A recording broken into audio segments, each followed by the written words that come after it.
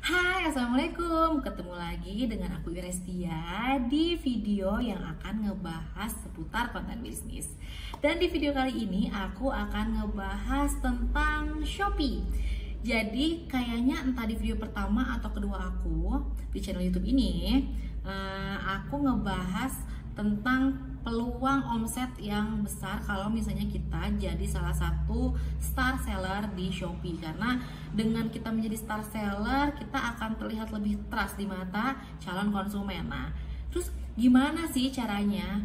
Sebenarnya caranya itu gampang-gampang susah dan bisa kita bisa kita kasih tips gimana caranya kita jadi star seller dalam waktu yang singkat. Mau tahu? Sebelum itu aku akan bacain dulu jadi informasi kalau misalnya jadi star seller. Nah, di sini aku akan bacain sedikit informasi aja sih syarat dari Shopee untuk menjadi star seller di marketplace-nya. Yang pertama adalah sudah memiliki KTP yang terdaftar dan disetujui oleh pihak Shopee. Jadi kamu harus ngasih foto KTP kamu, foto KTP-nya aja sama foto KTP yang sambil ada mukanya dan sudah diverifikasi. Kemudian yang kedua adalah persentase chat yang dibalas toko kamu sama customer itu harus lebih besar daripada 75%. Jadi buat kalian yang slow respon, jangan harap kalian mendapatkan checklist di bagian ini karena persentase chat kalian harus membalas sebesar 75%. Makanya nih, kalian harus fast respon juga. Jadi jangan mentang-mentang semua serba otomatis di Shopee, kalian jadi melupakan fast respon pada saat customer menanyakan sesuatu di fasilitas chatnya. Kemudian di sini ada penilaian tokonya lebih besar dari 4,5. Jadi buat teman-teman semuanya harus fokus untuk meningkatkan layanan kualitas agar customer merasa puas sama kita dan memberikan bintang 5. Karena buat teman-teman yang jualan produk yang kurang berkualitas, siap-siap aja banyak mendapatkan respon yang negatif. Atau bahkan sebenarnya kalau kita sudah berusaha pun, kadang-kadang ya produk yang berkualitas pun ada aja sih customer yang iseng atau entah karena apa, miskom atau gimana, dia ngasih bintang 1, 2, 3 gitu. Jadi buat teman-teman harus benar-benar melayani mereka dengan hati agar teman-teman mendapatkan bintang 5 dari customer.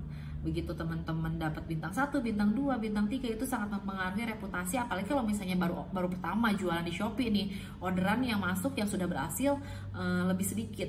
Jadi ketika dikasih 5 orang yang ngasih bintang 5, tiba-tiba ada 1 orang yang ngasih bintang 1, wah itu langsung turunnya lumayan gitu. Nah, terus yang keempat adalah tidak memiliki poin penalti, jadi tidak melanggar aturan-aturan yang diberlakukan oleh Shopee sehingga teman-teman mendapatkan penalti.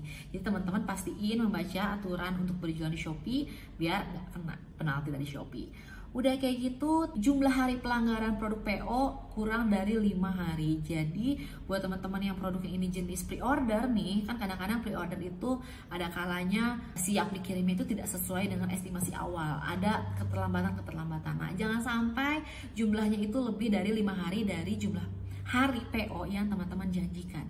Kemudian juga di sini teman-teman harus bisa melayani minimal 10 pembeli berbeda selama 30 hari terakhir. Lalu yang terakhir adalah minimal jumlah transaksi berhasil itu minimal 30 pesanan dan pendapatan bersihnya minimal 200 juta selama 30 hari terakhir. Wow, dan itu adalah 2 poin terakhir yang aku bacain itu adalah 2 poin yang lumayan paling susah. Yang kita harus menunggu customernya loyal dulu, akun toko kita dikenal orang dulu, follower toko kita banyak di follow dulu untuk bisa menghasilkan omset yang ratusan juta selama 30 hari terakhir. Karena kadang-kala ternyata minimal jumlah transaksi berhasilnya sudah 30 pesanan nih, tapi omsetnya itu masih kecil, nggak sampai 200 juta. Jadi kita nggak dapat program undangan star seller dari Shopee. Oke, jadi di sini aku bakal ngasih tipsnya sederhana aja. Banyak orang yang sudah melakukannya, tetapi aku pikir terkadang hal-hal sederhana ini pun menjadi sangat berarti buat para pemula. Jadi mudah-mudahan tips ini bermanfaat. Check it out.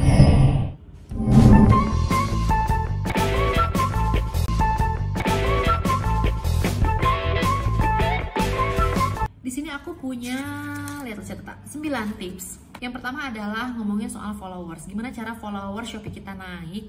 Saran aku, teman-teman meluangkan waktu untuk memfollow 100 orang per hari, maksimal 100 orang per hari yang dia merupakan followers dari kompetitor kita, karena otomatis follower kompetitor kita adalah orang yang sama target pasarnya dengan produk yang kita jual, benar dong. Jadi kalau misalnya dalam 1 bulan berarti ada sekitar 3.000 orang yang teman-teman follow, dan harapan kita mereka mendapatkan notif kalau kita follow mereka, lalu mereka kepo kita jualan apa, dan mereka akhirnya lihat produk apa yang kita jual. Kalau misalnya ternyata isi all-shop kita menarik atau sesuai dengan apa yang lagi mereka cari, bukan nggak mungkin mereka akan memfollow akunnya kita, bahkan melakukan transaksi saat itu juga gitu. Siapa yang tahu kan?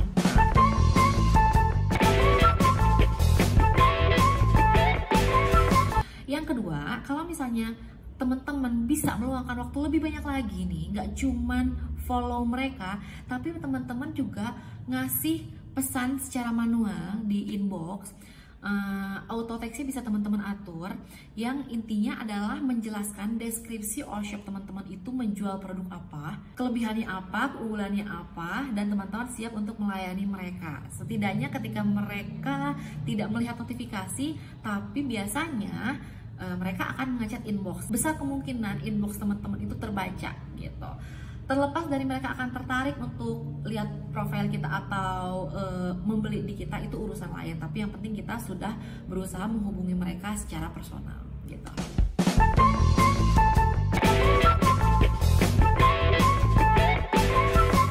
Tips yang ketiga, kalau misalnya teman-teman melakukan itu tiap hari, di mana akun Shopee teman-teman masih baru, yang terjadi adalah jumlah followers teman-teman akan lebih sedikit dibandingkan jumlah followingnya. Sehingga aku sarankan dalam 1 bulan, setiap 1 bulan teman-teman meluangkan waktu untuk mengunfollow orang-orang yang tidak memfollow back akun all shopnya teman-teman, karena dalam waktu jangka 1 bulan itu bisa dikatakan mereka memiliki waktu yang cukup panjang untuk memberikan sinyal mereka tidak tertarik untuk membeli produknya kita gitu. Itu pun bisa menjadi alternatif untuk mengurangi jumlah following kita, karena kita kan tiap hari follow orang-orang baru. Oke.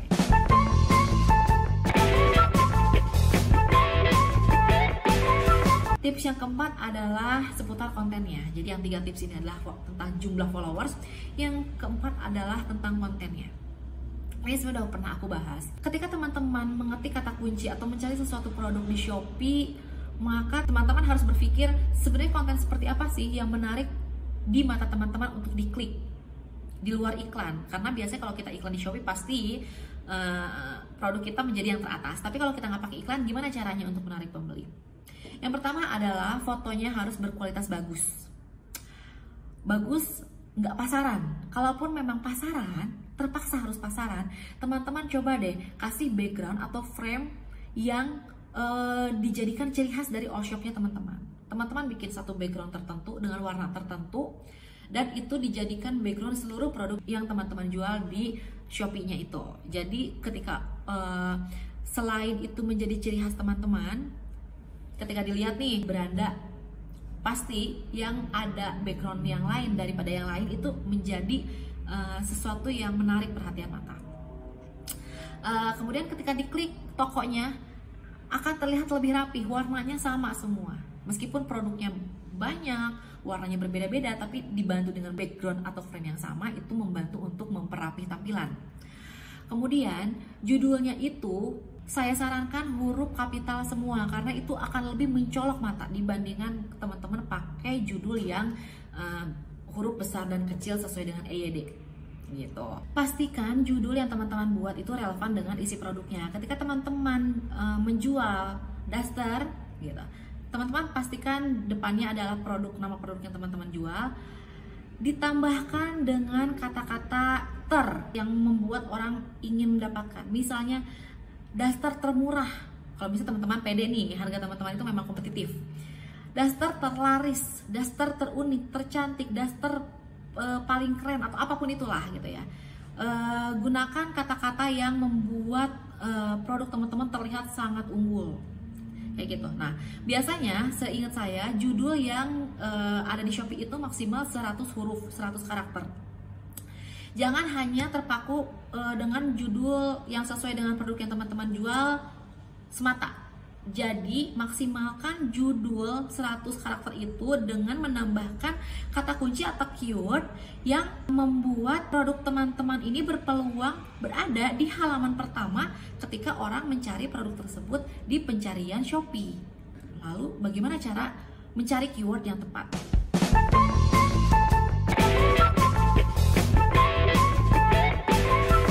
Nah, caranya teman-teman bisa menggunakan algoritma Shopee. Jadi ketika misalnya teman-teman mengetikkan kata kunci di kolom pencarian Shopee, secara otomatis Shopee akan menunjukkan frasa-frasa yang berhubungan dengan pencarian populer saat itu.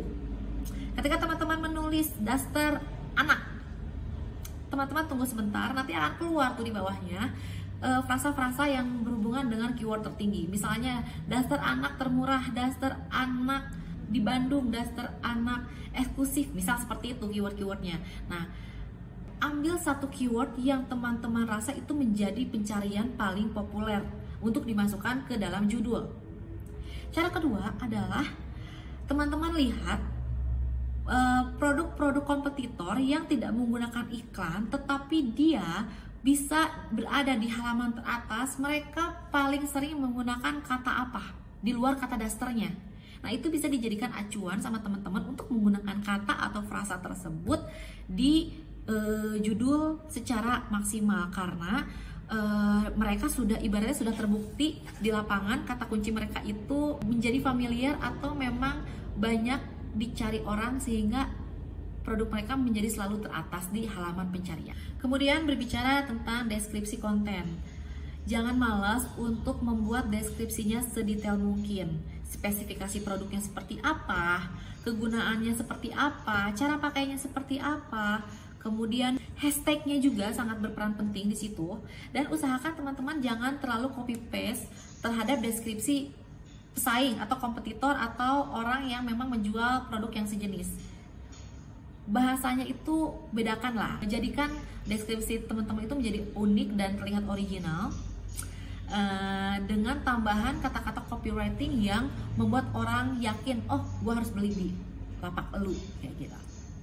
Nah, terus juga dari segi ulasan, jangan lupa setiap penjual yang berhasil, kalau misalnya mereka belum kunjung memberikan respon positif, bintang ataupun testing berupa tulisan, teman-teman follow up gitu. Halo, barangnya sudah sampai kah? Misalnya mereka sudah menjawab, boleh berikan testimoni atau review tentang produknya gitu. Kami sangat mengharapkan itu karena itu sangat bermanfaat atau berharga buat kami gitu.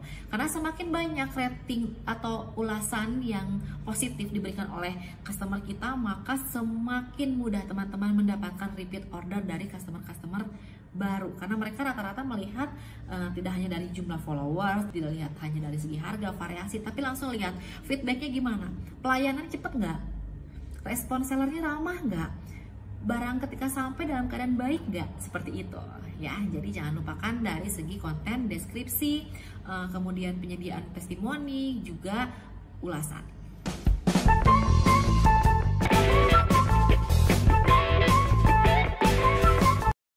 Ini udah agak bakar-bakar duit nih, tapi memang bakar duitnya nggak segencar iklan atau tidak seberesiko iklan. Apa itu? Jadi ketika teman-teman punya target untuk mendapatkan omset yang besar, untuk mendapatkan calon pembeli yang banyak dalam waktu 1 bulan, 2 bulan agar bisa cepat jadi star seller, maka teman-teman harus bersaing harganya, betul? Ketika teman-teman sudah melakukan optimasi dengan menaikkan produk, kemudian juga foto produk menarik, deskripsi sudah jelas, bikin fontnya juga yang besar kayak gitu. Tapi harganya ternyata ketika dicek nggak kompetitif nih, gitu. Karena kita bersaing sama supplier kita sendiri kebetulan. Supplier kita jual di harga 1.000, kita jual di harga 1.100 atau 1.200. Otomatis ketika konten kita atau foto kita bersebelahan dengan supplier kita yang harganya lebih murah, sudah kita tidak akan dijadikan pilihan, ya kan? Nah, alih-alih kita iklan, kalau misalnya kita iklan kan ibaratnya kita memang ada di pencarian utama, tetapi sudah jelas keluar biaya, tetapi kita akan head to head sama supplier.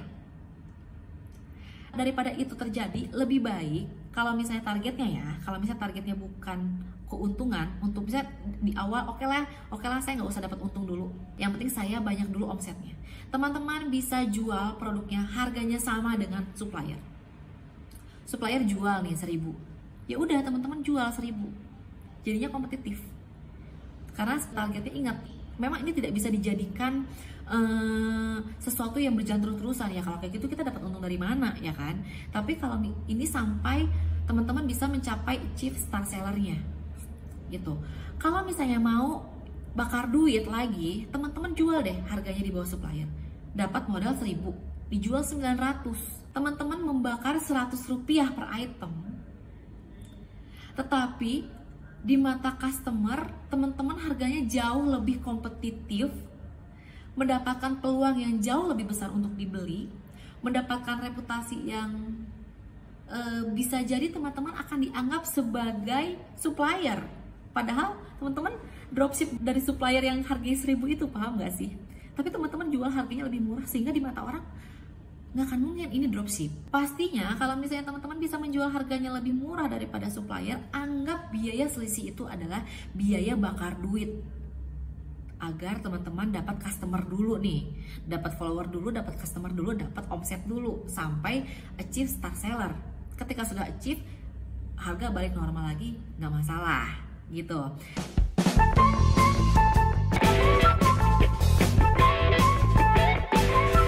Sertakan video testimoni atau video YouTube yang teman-teman bisa download di YouTube maksudnya, yang ikut membantu untuk menjelaskan deskripsi atau spesifikasi produk yang teman-teman jual gitu. Apalagi kalau misalnya produknya ternyata produk yang umum, tentang cara pakainya, tentang variasinya, kemudian review produk dari orang-orang yang sudah pakai, yang mungkin teman-teman bisa temukan di Facebook, di YouTube, yang teman-teman bisa masukkan sebagai salah satu konten di produknya itu untuk semakin meyakinkan. Karena kalau misalnya teman-teman menjual produk kemudian pilihan fotonya cuma 1 atau 2, itu tuh terlihat kurang meyakinkan di mata customer. Semakin banyak variasi produk, apalagi produknya itu setiap slide-nya atau setiap kontennya itu punya tujuan penjelasan yang berbeda-beda, yang semakin meyakinkan, itu akan membuat customer tidak berpikir banyak untuk membeli di lapaknya teman-teman. Meskipun harganya ternyata misalnya sedikit lebih mahal dibandingkan kompetitor yang deskripsinya nggak jelas, kemudian juga kayak gitu.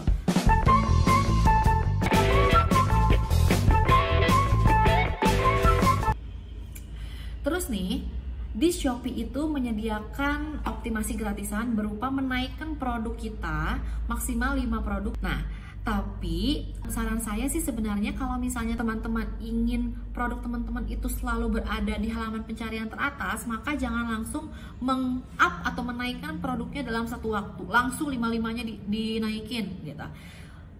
Cukup satu produk aja dinaikkan selama 1 jam sekali gitu. Jadi teman-teman punya waktu 3-4 jam untuk menaikkan satu produknya. Minimal ada lah produknya kita dalam rentang waktu tertentu naik di halaman pencarian teratas kayak gitu. Nah, terus juga buat teman-teman yang followersnya sudah mulai banyak dan produk yang teman-teman jual kebetulan nih produk yang memang variasinya sangat banyak, yang memungkinkan teman-teman mengupload foto produk setiap hari, usahakan menguploadnya itu jangan serentak langsung banyak satu momen. Misalnya teman-teman selalu mengupload foto baru per hari, maka teman-teman bisa mengupload foto itu selalu di jam yang sama, misalnya jam 8 pagi. Kenapa? Karena setiap teman-teman mengupload foto baru, followers teman-teman akan mendapat notifikasi. Bayangkan kalau misalnya teman-teman langsung serentak 10 konten saat itu juga, maka followers teman-teman hanya mendapatkan notifikasinya di momen itu aja. Kalau misalnya punya 10 produk yang harus diupload hari itu, diupload tiap jam, maka notifikasinya juga akan muncul setiap jam di followersnya. Kalau misalnya teman-teman punya 100 produk per hari, wah itu makin enak lagi. Yang penting tolong diuploadnya jangan di waktu yang bersamaan.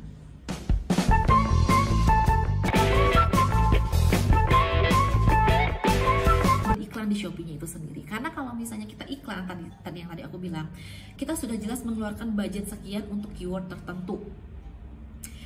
Strategi ini mungkin akan berhasil ketika teman-teman menjual di harga yang mengambil untung margin 10 atau 20% dibandingkan supplier, tapi suppliernya itu nggak di lapak yang sama.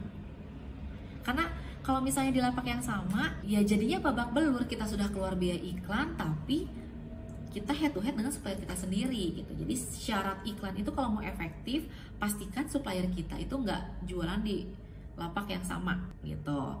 Jadi itu adalah alternatif terakhir, meskipun kita bisa bermain sih sebenarnya gini. Ketika supplier itu dia memang menang karena dia tidak ngiklan, karena memang mungkin reputasinya sudah bagus, orang-orang sudah tahu dia, tapi dia nggak ngiklan, kita memang bisa mencari celah di iklan dengan kata kunci tertentu. Bisa jadi ketika orang menemukan kita di kata kunci tertentu, supplier kita nggak akan muncul di situ. Cuman bahayanya kalau misalnya supplier kita udah murah, dia ngiklan pula. Nah, makin sengit lagi nih, kita harus menentukan keyword-keyword yang memang banyak dicari orang tapi nggak dipakai sama supplier kita. Jadi ya mungkin itulah salah satu resiko dari dropship itu sendiri gitu. Tapi setidaknya bisa teman-teman coba sebagai salah satu upaya untuk mempercepat undangan Shopee sebagai star seller gitu. Jadi mudah-mudahan bermanfaat video ini, bisa dicoba, dan kalau misalnya ada yang masih ada yang ingin tanyakan silahkan tulis di kolom komentar, atau ingin menyumbang saran ke 9, ke 10 gimana caranya supaya cepat jadi star seller dengan cara yang tidak beresiko, tidak di-ban, bisa teman-teman tulis di kolom komentar. Dan jangan lupa like and share kalau teman-teman merasa video ini bermanfaat. Terus yang belum subscribe, jangan lupa subscribe karena itu gratis agar teman-teman bisa mendapatkan notifikasi setiap aku upload video baru seputar bisnis. Sampai ketemu di video selanjutnya. Wassalamualaikum warahmatullahi wabarakatuh. Bye-bye.